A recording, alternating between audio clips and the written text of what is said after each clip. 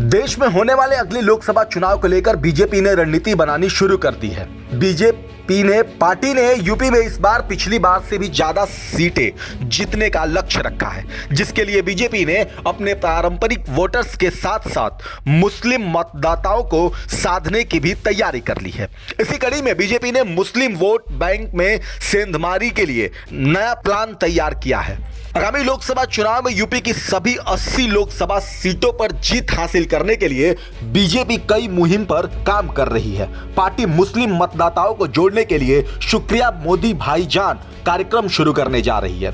इस पर समाजवादी पार्टी के सांसद डॉक्टर एसटी हसन ने बड़ा बयान दिया है। क्या कुछ कहा है डॉक्टर एसटी हसन ने, वो आपको बताएं, लेकिन उससे पहले बीजेपी के शुक्रिया मोदी भाईजान कार्यक्रम क्या है, इसके बारे में जान लीजिए। दरअसल बीजेपी ने अपने पारंपरिक वोटर्स के साथ साथ मुस्लिम मतदाताओं को साधने की भी तैयारी कर ली है। इसी कड़ी में बीजेपी ने मुस्लिम वोट बैंक में सेंधमारी के लिए नया प्लान तैयार किया है। 3 दिन तक लखनऊ में हुए मंथन के बाद पार्टी ने यह कार्यक्रम तय किए हैं। पार्टी यूपी में शुक्रिया मोदी भाईजान कार्यक्रम शुरू करने जा रही है, जिसकी टैगलाइन ना दूरी है ना खाई है, मोदी हमारा भाई है रहेगी। पार्टी का अल्पसंख्यक मोर्चा सभी 80 सीटों पर यह कार्यक्रम करेगा। इसके तहत हर लोकसभा सीट पर 1000 मुस्लिम महिलाओं के साथ कार्यक्रम किया जाएगा। नमो मित्र सभी जिलों में नमो ऐप वॉलंटियर्स के साथ कार्यक्रम करेगा।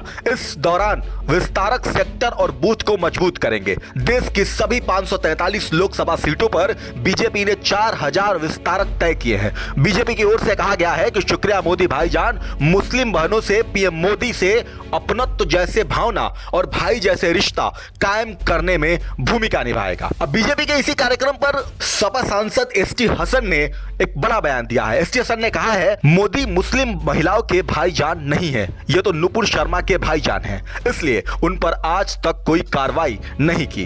कोई भी मुस्लिम पैगंबर इस्लाम की शान में गुस्ताखी करने वालों को वोट नहीं दे सकता। मुस्लिम महिलाएं बीजेपी के कार्यक्रम में शामिल तो हो सकती हैं, लेकिन वोट बीजेपी को कोई नहीं देगा। बीजेपी मुसलमानों का लगातार दिल दुखा रही है। कहीं हिजाब पर पाबंदी तो कहीं नमाज और मस्जिद पर पाबंदी लगाई जा रही है। सपा सांसद यही नहीं रुके। सपा सांसद ने आगे कहा कि बीजेपी वाले पीछे से लात मारते हैं और उम्मीद यह रखते हैं कि हम धन्यवाद कहें। उन्होंने कहा कि मुस्लिमों में असुरक्षा की भावना है और वह अपने आने वाले कल को सोचकर चिंतित हैं। 3 तलाक के कानून का बहुत दुरुपयोग हो रहा है। बीजेपी को ऐसे कार्यक्रम से कोई चुनावी फायदा नहीं होने वाला है। बहरहाल आपकी इस खबर पे क्या राय है, हमें कमेंट बॉक्स में जरूर बताएं।